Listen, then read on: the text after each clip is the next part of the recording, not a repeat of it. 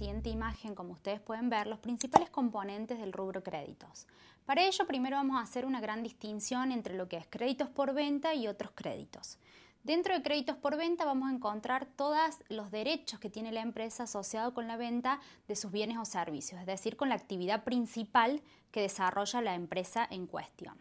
Lo primero que podemos encontrar son la cuenta clientes o deudores por ventas, es decir, realizamos una venta que se realiza para abonarse de contado en un determinado plazo futuro. Ese cliente puede en determinado momento ingresar en una mora, que lo podemos pasar a denominar deudores morosos.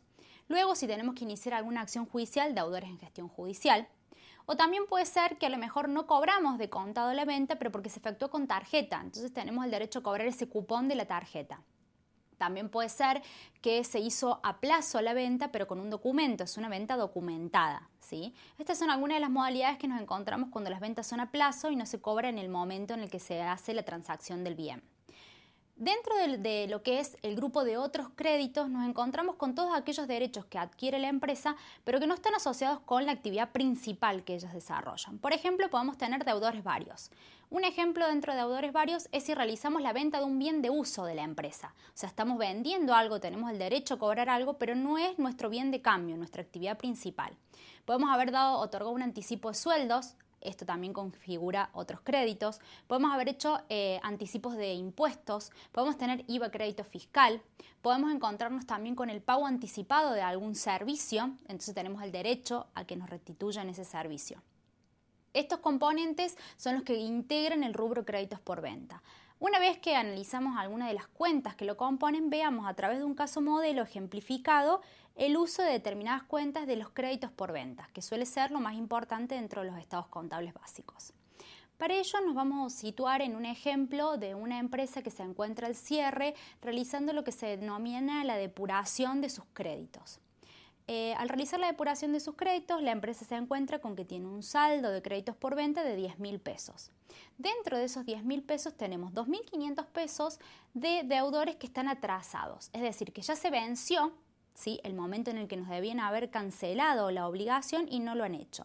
En ese caso vamos a depurar clientes o deudores por ventas y lo vamos a denominar deudores morosos. Estamos haciendo una clasificación entre las cuentas. Seguimos teniendo el derecho a cobrar, nada más que con otra denominación. También puede suceder que iniciemos juicio porque el atraso es muy importante o porque vemos algún otro indicio de incobrabilidad que nos lleva a iniciar acciones legales con ese cliente en particular. En ese caso va a ser deudores en gestión judicial, por ejemplo, por 1.500 pesos, contra deudores morosos o clientes, cualquiera de las dos cuentas. ¿Qué nos puede suceder? Que este deudor moroso o este deudor en gestión judicial se convierte en un incobrable, es decir, no vamos a poder cobrar, nuestro derecho caducó, no vamos a poder ejercerlo.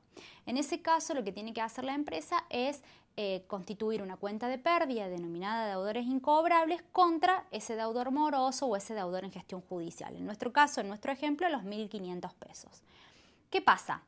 Antes de llegar a esta instancia de tener que castigar el ejercicio con ese deudor incobrable, puede que la empresa haya hecho un análisis previo y haya determinado una previsión. Para eso los invito a que veamos los nuevos asientos contables con los nuevos ejemplos de una constitución, uso y recupero de una previsión. ¿Qué es esto? Frente al hecho de tratar de cumplir con el apareamiento de los ingresos y de los gastos, las empresas suelen hacer un análisis de su cartera, un análisis crediticio, y si ven algunos indicios de que el cliente puede llegar a incumplir, se determina un monto de previsión.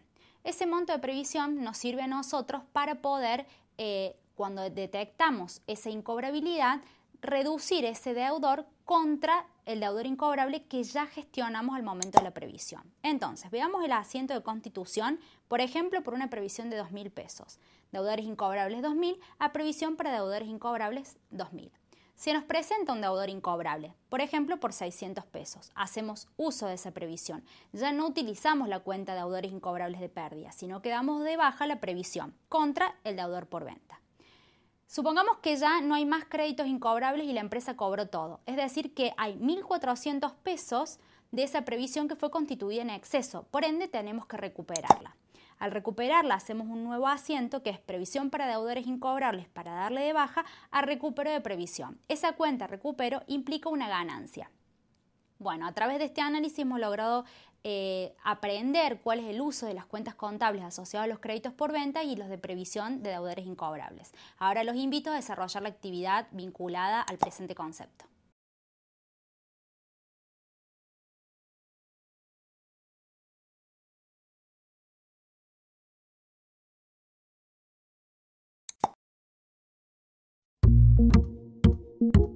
Veremos ahora un ejemplo de resolución de la actividad número 1.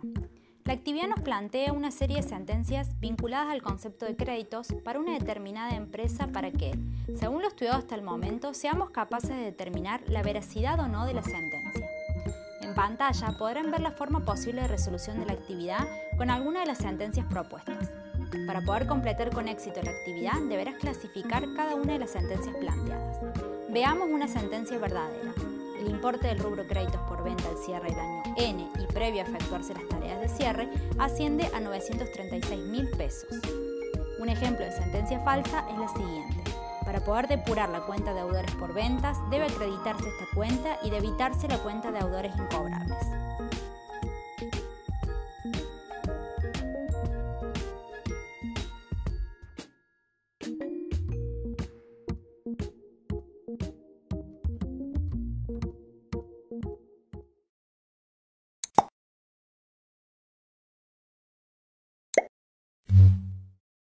La imagen que vemos a continuación nos permite entender un poco el concepto de lo que son los bienes de cambio. Como ustedes ven en la imagen tenemos la definición de bienes de cambio y algunas de las cuentas contables que intervienen en nuestra producción de nuestros bienes de cambio. A su vez tenemos una imagen vinculada con la planificación de la producción. Vamos ahora con el concepto. Los bienes de cambio son bienes destinados a la venta que forman parte de la actividad principal del ente. Estos bienes pueden ser consumidos en la producción, materia prima, o comercializados, productos o servicios. Ahí nos encontramos con las siguientes cuentas: mercadería, materia prima, productos en proceso de elaboración, productos terminados y anticipos a proveedores. Como podemos ver, estas cuentas están directamente vinculadas con el gráfico que tenemos de la planificación de la producción, donde debemos determinar cuál es el stock que tenemos, cuáles son las cantidades de máquinas disponibles, cuáles son los insumos con los que contamos, cuál es la demanda del cliente, porque nuestra producción está asociada a esa demanda. Ahora, todo esto que estamos mencionando, yo les hago una pregunta. ¿Todas las empresas utilizarán la cuenta bienes de cambio? Para eso veamos la siguiente imagen con la que nos encontramos. Debemos hacer una gran distinción, dos grandes bloques. Por un lado podemos encontrarlos con empresas cuya actividad sea la comercialización o la producción de bienes y aquellas empresas cuya actividad principal sea la prestación de servicios. Como su nombre mismo lo indica, cuando estamos en lo que es comercialización, es decir, la reventa directa sin hacerle modificación a ese bien de cambio, o en la producción, la cuenta bien de cambio juega constantemente, ya sea porque sea mercadería en sí para reventa, es decir, la adquirimos de un proveedor, no le efectúo ninguna modificación y se la doy a mi cliente, o en el caso en el que tengamos una cadena de producción como en el gráfico que vimos anteriormente, van a intervenir ya la materia prima que necesito, la mano de obra para modificarla, los gastos indirectos vinculados a esa producción, el desgaste de la máquina, etc. Entonces, si estoy en una empresa comercial o en una empresa industrial, nos vamos a encontrar con las cuentas bienes de cambio. En las empresas prestadoras de servicios no voy a tener en sí la cuenta bien de cambio, sino que voy a tener insumos que le permiten a esa empresa o a esa persona brindar un servicio. ¿Por qué? Porque las características de los servicios son productos intangibles que por lo general se producen y consumen en el mismo momento. No se derivan de una cadena de producción, sino que se derivan de la necesidad puntual de un cliente, ¿sí? Entonces, eso es lo que hace que normalmente la prestación del servicio se base en brindar un conocimiento, por ende no está asociado a la cuenta bienes de cambio. Entonces, para resumir lo que estábamos viendo, veamos la siguiente imagen. En las empresas comerciales vamos a hablar de mercaderías para la reventa. En las empresas industriales de materia prima, de productos en proceso de producción o de productos terminados ya elaborados. Y en las empresas prestadoras de servicios no es común encontrarnos con los bienes de cambio, pero sí con insumos que nos permiten, que son nuestra herramienta para brindar ese servicio. Por ejemplo, una empresa prestadora de el servicio de cable se va a encontrar con bobinas, con fichas, etc. Es decir, los utensilios necesarios para poder brindar ese servicio. Les voy a hacer una última apreciación. Ojo cuando estamos determinando el costo de esos bienes de cambio con las improductividades asociadas al proceso de producción. Esas improductividades no forman parte del costo. ¿Qué les quiero decir con esto? Supongamos que es una empresa que se dedica a fabricar caramelos. Para fabricar 1 kilo de caramelos necesita 1000 kilos de azúcar. Si de repente ingresa una persona nueva y necesitamos 1500 kilos de azúcar para producir los mismos 1000 kilos de caramelos, esos 500 kilos en exceso son una pérdida del ejercicio, no son activables a nuestro bien de cambio. Bueno chicos, a través de estos ejemplos, la idea es que ustedes puedan interiorizarse en lo que es un bien de cambio, en cómo evaluarlo y ahora los invito a desarrollar la actividad práctica vinculada al concepto.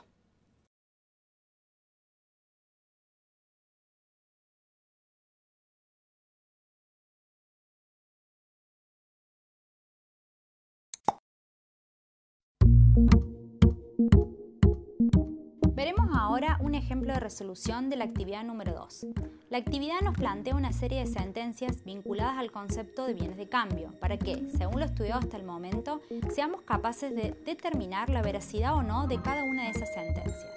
En pantalla podrán ver la forma posible de resolución de la actividad con alguna de las sentencias propuestas en el ejercicio. Para poder completar con éxito la actividad, deberás clasificar cada una de las sentencias planteadas. Veamos un ejemplo de una sentencia verdadera.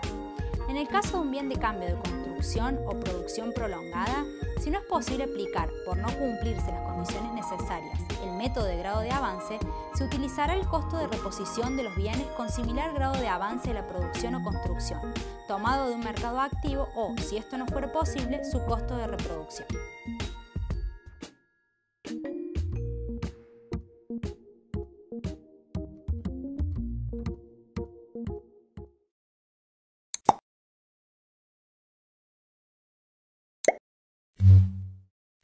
Ahora que ya hemos analizado cuáles son los conceptos que forman parte del rubro bienes de cambio, estamos en condiciones de pasar a analizar los sistemas de costeo de los bienes de cambio. Es decir, ¿qué queremos decir con sistema de costeo?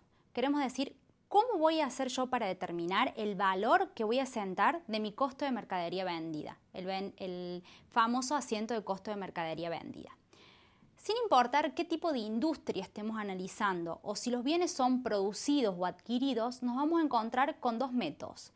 El método de diferencia de inventario y el método de inventario permanente. Vamos a utilizar un ejemplo para poder ver de manera práctica qué implica cada uno de estos métodos. Primero vamos a arrancar por el método de diferencia de inventario. El método de diferencia de inventario, lo primero que tenemos que recordar, chicos, es que es aquel que justamente como su palabra lo dice, tenemos que llegar al cierre del ejercicio para vía una ecuación matemática determinar la diferencia del inicio y el final más las compras que yo he tenido durante el ejercicio para ver cuál va a ser el asiento que voy a hacer. ¿Qué quiere decir esto? Que cada vez que yo efectúo una venta hago un solo asiento, que es registrar la venta como el ingreso y el medio por el cual he cobrado esa venta, por ejemplo caja, banco o si no lo he cobrado, clientes. Y el asiento del costo de mercadería vendida y la disminución del stock de mi mercadería, de mi bien de cambio, se efectúa recién globalmente al cierre de ejercicio. Vamos ahora sí al ejemplo. La empresa El Zorzal inicia sus actividades con 5.000 pesos en mercadería. Durante el ejercicio realiza determinadas compras por 1.500 pesos, las cuales las asienta a través de la cuenta de movimiento compras y el inventario final arroja un saldo de 3.500. ¿Qué quiere decir? Tenemos una existencia inicial de 5.000. ¿Esa existencia inicial qué es? La existencia final del año anterior. Compras por 1.500 y una existencia final que surge del conteo al cierre del ejercicio, el conteo físico de 3.500 unidades. Eso, según nuestra ecuación del cálculo del costo, nos da un costo de mercadería vendida de 3.000 pesos. Ahora sí, al haber determinado el valor de la mercadería que vendimos durante todo el ejercicio, estamos en condiciones de efectuar nuestro asiento. ¿Qué es lo que pretende dejar asentado este asiento contable? La pérdida por el costo de la mercadería vendida, costo de la mercadería vendida 3.000, contra la disminución del stock 3.000. Bien. A través de este ejercicio hemos podido ver la diferencia, el método de diferencia de inventario. Vamos ahora, a través de las figuras que ustedes ven a continuación, los dos cuadros, las dos tablas, a analizar el método de inventario permanente. El método de inventario permanente, como su nombre lo indica también, implica que cada vez que yo hago una venta tengo un doble asiento contable, el reconocimiento del ingreso de la venta, la forma en la que la voy a cobrar y en contrapartida la pérdida por el costo de la mercadería vendida y la disminución de mi stock. Ahora, yo puedo tener tres formas de determinar cuál es el costo de esa mercadería vendida. Puede ser por el método precio promedio ponderado, primero entrado, primero salido, último entrado, primero salido. Vamos a ver primero el método del precio promedio ponderado. Como su nombre lo indica, lo que nosotros hacemos es, por ejemplo, tenemos una compra de 800 unidades a 120 pesos, voy a tener un stock de 96.000 pesos. Otra compra de 600 unidades a 140 pesos, 84.000 pesos. El total de unidades que yo tenga es 1.400. Esas valorizadas son 180.000 pesos. Mi precio promedio, es decir, los 180.000 dividido los 1.400, me da 128,60. Todas las salidas que yo haga de mercadería van a ser por 128,60, hasta que tenga un nuevo ingreso de mercadería donde volvemos a ejercer esta actividad de un precio promedio ponderado. Veamos ahora el ejemplo de primera entrada, primera salida. De nuevo, hicimos la compra de 800 unidades y 600 unidades. Nuestra primera venta es el día 9 de junio por 400 unidades. ¿A qué valor van a salir esas 400 unidades? Al valor de la primera compra, primero entrado, primero salido. Esa primera compra fueron las 800 unidades a 120 pesos el día 4 de enero. Por ende, nuestra venta sale 400 unidades a 120 pesos, quedándonos así un stock de 600 unidades a 140 pesos y 400 unidades a 120 pesos. Y así sucesivamente. A medida que vendamos, primero saco el stock más viejo valorizado y luego el stock más nuevo. Bueno chicos, de esta forma hemos aprendido a valorizar nuestro costo de mercadería vendida a través del método de diferencia de inventario o el método de inventario permanente. Los invito ahora a desarrollar la actividad práctica asociada al concepto.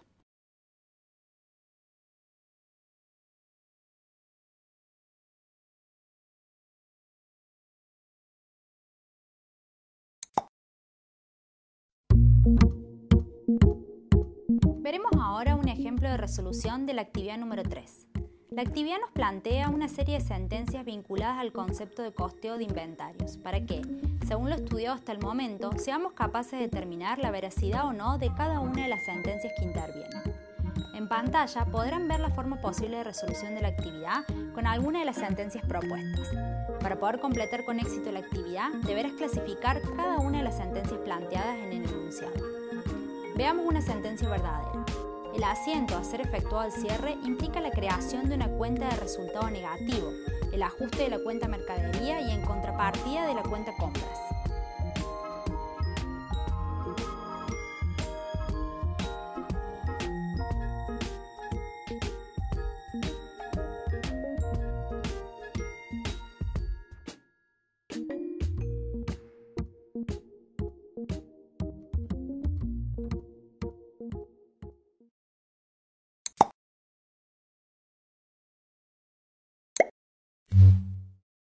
Para adentrarnos en el mundo de los activos intangibles vamos a utilizar dos ejemplos. Un caso práctico vinculado con un intangible denominado concesión y otro caso práctico vinculado con el activo intangible valor llave positivo. Vamos primero por la concesión. Vamos a suponer un caso donde se hace un contrato entre una empresa dedicada a la actividad de brindar almuerzos y una fábrica, donde la fábrica le permite explotar el bar a través de una concesión a la primera empresa, a la productora de comida. En ese caso le cobro un canon de 25.000 pesos y el contrato es solo por 2 años. Entonces, primer punto, tenemos que registrar ese activo intangible denominado concesión por 25.000 pesos. ¿En contrapartida de qué? De la forma de pago que tuvo la empresa brindadora de servicio, la Colmen S.A., hacia la fábrica textil, es decir, disminuyendo banco cuenta corriente. De esa forma yo ingreso a mi patrimonio a través de mi activo el activo intangible concesiones. Ahora esa concesión tiene un vencimiento, ese canon tiene que estar amortizado dentro de los 2 años. Por ende, al cierre del primer año vamos a tener que hacer el asiento contable de la amortización, que es amortización de concesiones a amortización acumulada de concesiones. La cuenta amortización acumulada, recordemos que es una regularizadora de nuestro activo intangible concesiones. Y la cuenta amortizaciones concesiones representa la pérdida del ejercicio por esa depreciación. Bien. En este caso no tenemos o no se menciona que tengamos bienes de usos relacionados con la concesión, pero es importante recordar que si yo tengo bienes de uso que vienen de la mano de la concesión y que tengo que devolver al momento de finalizar la concesión, por ejemplo, mesas, sillas del bar, esos bienes de uso van a tener que ser amortizados en el mismo plazo de vencimiento del canon. Bien. Pasemos ahora a ver otro caso práctico vinculado con otro activo intangible, que es el valor llave positivo. Acá paso a hacerles una primera aclaración teórica para que ustedes recuerden. El valor llave solo va a ser contabilizado siempre y cuando sea adquirido. No es un activo intangible que pueda ser contabilizado si es producido internamente. Bien, vamos al ejemplo. La empresa Solcito S.A., cuya actividad es la venta de pinturas, decide expandir su negocio y adquiere otra pinturería de barrio más chiquita denominada Paleta S.A. Cuando adquiere el fondo de comercio se encuentra con mercaderías por 123.000 pesos, rodados por 28.000 pesos, instalaciones por 13.000 y un inmueble valuado en 250.000 pesos. Y a su vez, ese fondo de comercio, además de todo este grupo de activos, viene con un pasivo de proveedores de 123.000 pesos. Por adquirir este fondo de comercio, el Solcito S.A. abonó 550.000 pesos a través de una transferencia bancaria. Veamos ahora cómo nos queda el asiento contable. Vamos a tener, por un lado, que nos ingresa en el debe todos los activos que estuvimos mencionando recién, mercadería, rodado, instalaciones e inmuebles. En el haber, ¿qué vamos a tener? El banco cuenta corriente, los 550.000 que pagamos y los proveedores. La cuenta que nos va a equilibrar nuestro debe con nuestro haber, en este caso, es el valor llave positivo por 256.000 pesos, ¿sí? Este fondo de comercio, cuando lo registramos el activo y el pasivo del fondo de comercio y la cuenta que nos regulariza es nuestro valor llave. Bueno, chicos, hemos analizado dos intangibles muy importantes como es la concesión y el valor llave positivo. Los invito ahora a realizar la actividad práctica integradora correspondiente al presente.